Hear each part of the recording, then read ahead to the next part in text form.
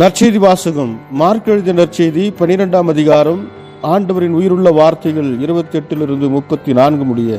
அவர்கள் வாதாடி கொண்டிருப்பதை கேட்டுக்கொண்டிருந்த மறைநூல் அறிஞருள் ஒருவர் இயேசு அவர்களுக்கு நன்கு பதில் கூறிக்கொண்டிருக்கிறதை கண்டு அவரை அணுகி வந்து, அனைத்திலும் முதன்மையான கட்டளை எது என்று கேட்டார்.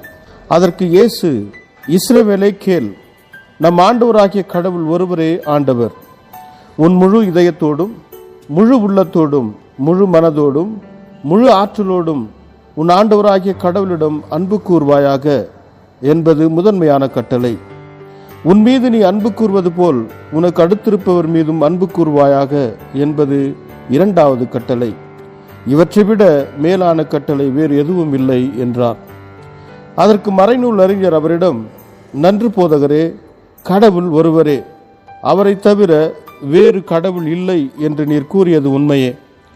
அவரிடம் முழு இதயத்தோடும் முழு அறிவோடும் முழு ஆற்றலோடும் அன்பு செலுத்துவதும், தன்னிடம் அன்பு செலுத்துவது போல் அடுத்திருப்பவரிடமும் அன்பு செலுத்துவதும் எரிபலிகளையும் வேறு பலிகளையும் விட மேலானது என்று கூறினார்.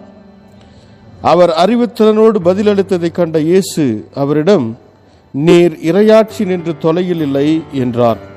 அதன் பின் எவரும் அவரிடம் எதையும் கேட்க துணியவில்லை. இது கிறிஸ்து வழங்கும் நற்செய்தி. கிறிஸ்துவே உமக்கு புகழ். ಮಾರ್ಕ ಅಧ್ಯಾಯ 12 ವಚನ 28 34 ಈ ವಾದ ವಿವಾದವನ್ನು ಕೇಳುತ್ತಿದ್ದ ಧರ್ಮೋಪದೇಶಕರಲ್ಲಿ ಒಬ್ಬನು ಯೇಸು ಸದುಕಾಯರಿಗೆ ಹಾಗೂ ಪರಿಸಾಯರಿಗೆ ಒಳ್ಳೆಯ ಉತ್ತರ ಕೊಟ್ಟದ್ದನ್ನು ಗಮನಿಸಿ ಆತನ ಬಳಿಗೆ ಬಂದು, ಆಜ್ಞೆಗಳಲ್ಲೆಲ್ಲ ಅತ್ಯಂತ ಮುಖ್ಯವಾದ ಆಜ್ಞೆ ಯಾವುದು ಎಂದು ಕೇಳಿದನು. ಅದಕ್ಕೆ ಯೇಸು, ಇಸ್ರೇಲಿನ ಜನರೇ ಕೇಳಿರಿ, ನಮ್ಮ ದೇವರಾದ ಪ್ರಭು ಒಬ್ಬನೇ ದೇವರು. ನಿಮ್ಮ ದೇವರಾದ ಪ್ರಭುವನ್ನು ನೀವು ಪೂರ್ಣ ಹೃದಯದಿಂದಲೂ ಪೂರ್ಣ ಪ್ರಾಣದಿಂದಲೂ ಪೂರ್ಣ ಬುದ್ಧಿಯಿಂದಲೂ ಪೂರ್ಣ ಶಕ್ತಿಯಿಂದಲೂ ಪ್ರೀತಿಸಬೇಕು. ಇದೇ ಅತ್ಯಂತ ಮುಖ್ಯವಾದ ಆಜ್ಞೆ. ನೀವು ನಿಮ್ಮನ್ನು ಪ್ರೀತಿಸುವಂತೆ ನಿಮ್ಮ ನೆರೆಯವರನ್ನು ಪ್ರೀತಿಸಬೇಕು ಎಂಬುದೇ ಅತ್ಯಂತ ಮುಖ್ಯವಾದ ಎರಡನೇ ಆಜ್ಞೆ. ಇವುಗಳೇ ಅತ್ಯಂತ ಮುಖ್ಯವಾದವು ಎಂದು ಹೇಳಿದನು. ಆಗ ಅವನು, ಉಪದೇಶಕನೇ, ಅದು ಒಳ್ಳೆಯ ಉತ್ತರ. ನೀನು ಸರಿಯಾಗಿ ಹೇಳಿದೆ. ದೇವರೊಬ್ಬನೇ ಪ್ರಭು, ಆತನಲ್ಲದೆ ಬೇರೆ ದೇವರಿಲ್ಲ.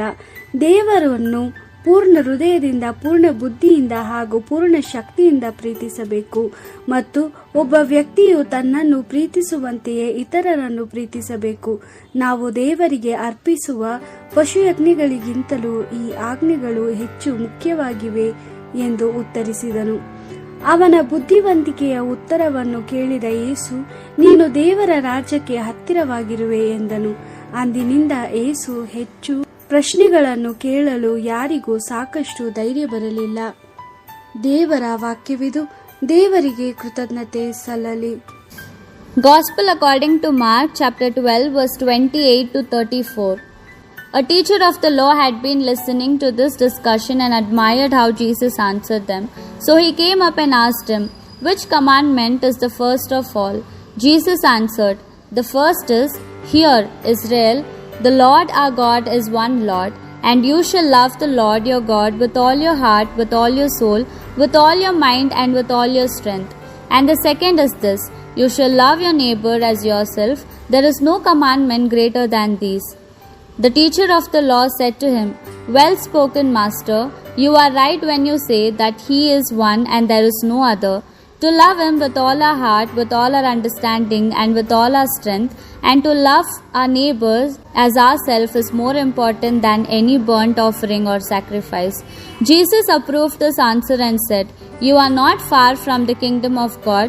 But after that, no one dared to ask him any more questions. The Gospel of the Lord. Praise to you, Lord Jesus Christ.